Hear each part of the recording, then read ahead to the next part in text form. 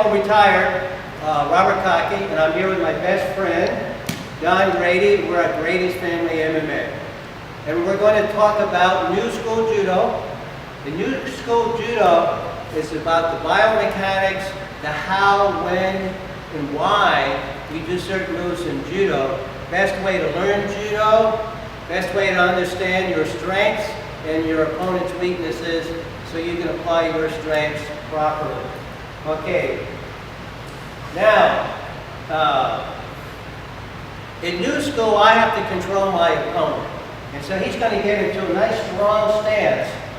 And I am about equal right now with him as far as my stance is concerned. However, if I can get to where I'm inside of him, and I'm just going to move right now just to show you what I'm talking about. If I am inside of him, then I can control him better. So I'm going to call it a step ahead. Think of it as this.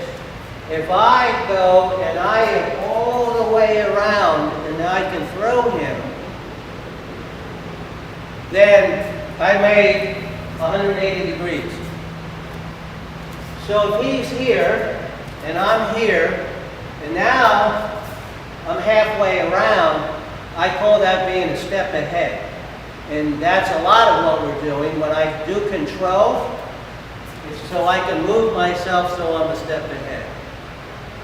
If I put some pressure with putting some weight, not a lot, I don't want to put my head down or whatever, but if I just kind of push, I'm usually pushing from my middle. I'm usually pushing my elbow. If I push down a little bit, that foot is going to be kind of stuck on the mat a little bit. And if I push in such a way as I can control his shoulder, then I've controlled half of his body. The reason is because if I move and then he moves, I haven't accomplished anything. So I have to control him before I move. Another thing is I want to be defensive as I move for offense.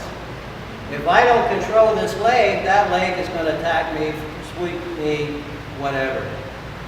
So as I come across, I'm going to put a little pressure over here, and then I'm going to start controlling the other side. And in order to do that, I cannot just step. That's a little too weak. I'm going to have to hip. So this foot will stay underneath me. I'll hip across, put a little pressure on here while I do it.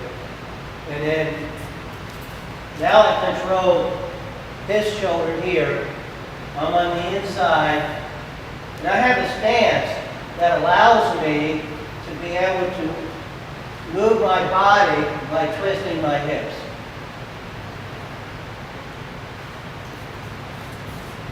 Now, I want to talk about that for a minute.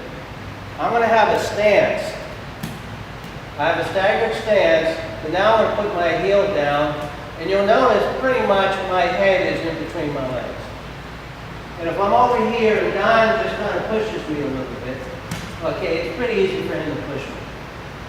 Now the only thing I'm going to change is I'm going to put my heel up. So I'm going to ask you to take a look at my legs. And when I put my heel up, you'll notice that I lose my head forward. So now there's a longer distance between this spot and where my body is. So when he pushes me, he's basically fighting, push me hard. He's fighting this leg. And it's just longer. And I can always kick back. So, when I take that stance, I've got a couple of things going. It's stronger. It allows me to turn my hips and pivot. It allows this elbow to be strong. So, I'm going to maneuver to get stronger. Boom. I maneuver to get stronger. He's fighting me. He's in a strong position. That head is hard to throw. So to start off with a throw, I have to kind of break his posture. Because sushi, which means off balance, is really to think of it as I'm breaking his head. I'm breaking his head from a strong stance. Now, if I push, I can push his hip away from his head.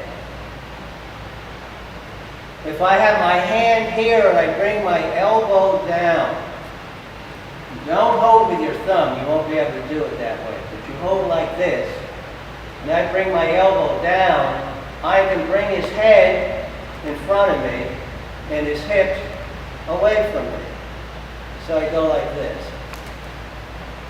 Now I over-exercise that, but with all the strength that he's going to have, of course I won't get that great big, but I'll get a little bit. Okay? So now his head is in front of his toes.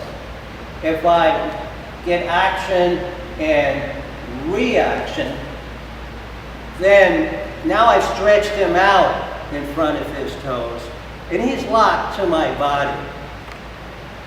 Now that he's locked to my body, I can start throwing him with my chest, or the way I like to think of it is my ear.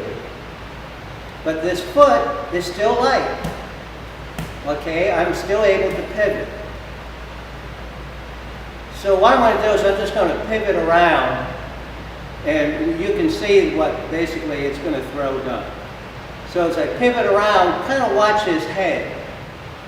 And you'll see that his head is stuck here. I'm basically spinning around and throwing his head in front of my body and around my body. So as my foot comes back, I can just throw his head.